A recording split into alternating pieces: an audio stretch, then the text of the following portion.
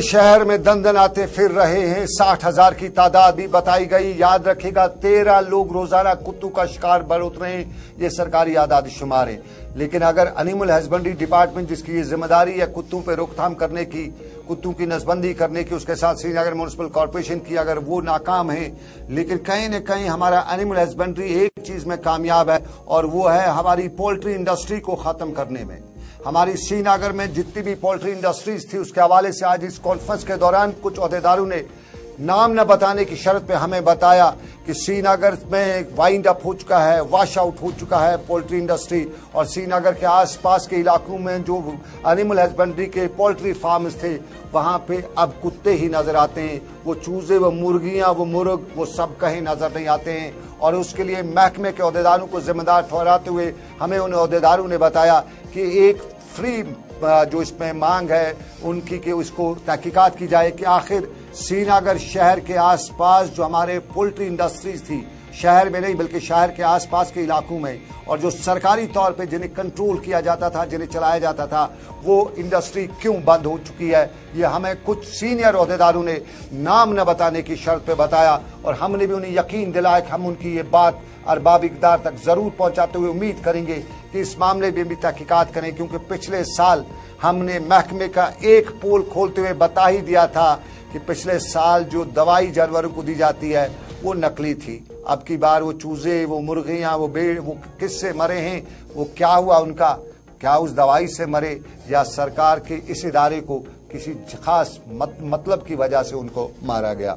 लेकिन आपको तालीम के निज़ाम पर भी हम बात करते हैं। हम अक्सर बताते रहते हैं कि जो कुछ भी हो लेकिन तालीम पे हम कोई कंप्रोमाइज़ नहीं करेंगे। हमारा तालीम का इदारा बहुत बड़ा है, बड़ी तादाद में यहाँ असातिज़ा तैनात है, लाखों और करोड़ों रुपए की तनख्वाह लेते हैं और उसके बाद भी हमारा तालीम का सरकारी इदारा पनप नहीं सका है। कुछ हमारी गलती है, कुछ असातिज़ा की मेहरबानी है और कुछ सरकार नामेहरबान रही है, और ये सब वजूहात के बिना पे हमारे बच्चे आज भी अच्छी तालीम को पाने के लिए प्राइवेट स्कूलों का ही रुख करते हैं। और सरकारी स्कूल का हाल अहवाल, बड़ी इमारत सरकार ने बनाई। ये गानीवन कंगन के हम स्कूल की इमारत आपको दिखाएंगे। गानीवन कंगन का यहाँ है। अब जरा स्कूल की इमारत को देखिएगा, आपको खुद अंदाजा हो जाएगा। आमतौर पे इस स्कूल की इमारत पे करोड़ों रुपए खर्च किए गए होंगे और उसके बाद करोड़ों रुपए खर्च करने के बाद अगर इस स्कूल बिल्डिंग की देख रेख ना की गई तो जिम्मेदार कौन? ये सबसे बड़ा सवाल है। हम घर बनाते हैं तो हम अपने घर के दरो दीवार के एक एक कील को अपनी जान से बहुत अजीज समझते हैं। क्या ये स्कूल हमारे नहीं है? इनकी रखवाली करना हमारे असातिज़ा की जिम्मेदारी नहीं है? क्या इनकी हिफाजत करना वहाँ के गांव वालों की जिम्मेदारी नहीं है? ये सबसे बड़ा सवाल है। और इसी सवाल के बीच में वहाँ जो बच्चे हैं उनको उनकी तालीम पे क्या असर पड़ता होगा। ये एक अलमिया है रियासत जम्मू कश्मीर का, वादी कश्मीर के हर जगह से इस तरह की इमारतें आए रोज हमें देखने को मिलती हैं। सरकार ने पैसा लगाया होता है लेकिन देख रेख न होने की वजह से वो इमारतें खंडरात में तब्दील होती हैं।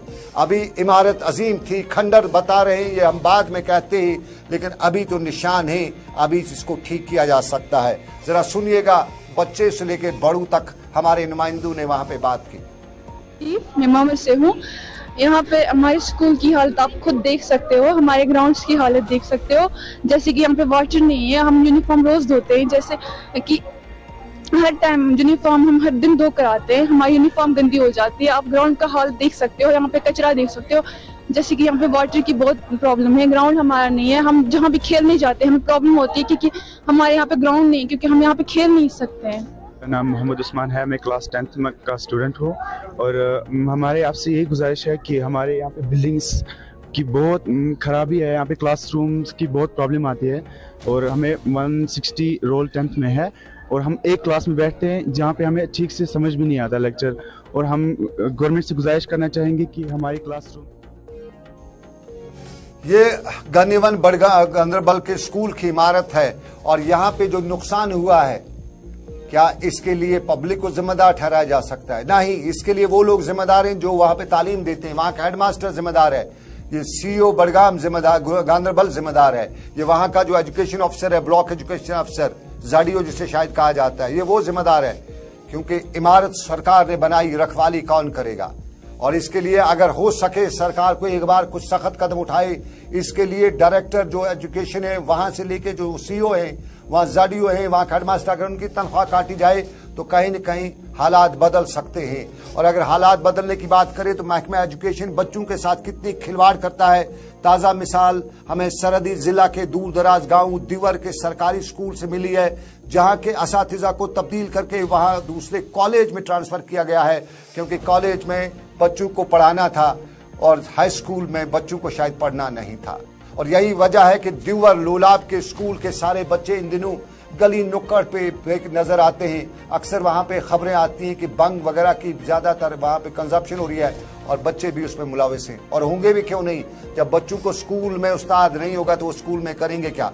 और ZDO CEO कुपवारा उन तक ये बात पहुंचाते हुए या अरबाब इक़दार तक ये बात पहुंचाते हुए हम ये जानने की जरूर कोशिश करेंगे कि आखिर दिवर के स्कूल के असातिज़ा को क्यों तब्दील किया गया, मैथ्स का टीचर क्यों तब्दील हुआ, एजुकेशन का टीचर वहां इंग्लिश का टीचर क्यों नहीं है।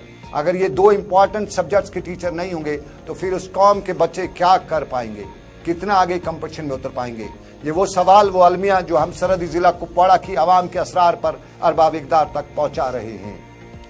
और आपको बताएं नाजरीन, आप देख रहे थे दिन भर सनम के साथ। माफ कीजिएगा, ये प्रोग्राम अब तक था सनम के साथ श्रीनगर के स्टूडियो से। आज के इस प्रोग्राम में बस इतना ही। इस उम्मीद के साथ आपसे लेंगे इजाजत कि रब्बे कायनात की मर्जी, फिर करेंगे आपसे मुलाकात। आप रखिएगा अपना ख्याल। अल्लाह आपका मेरा सबका निगहबान हो। फी अमानिल्लाह।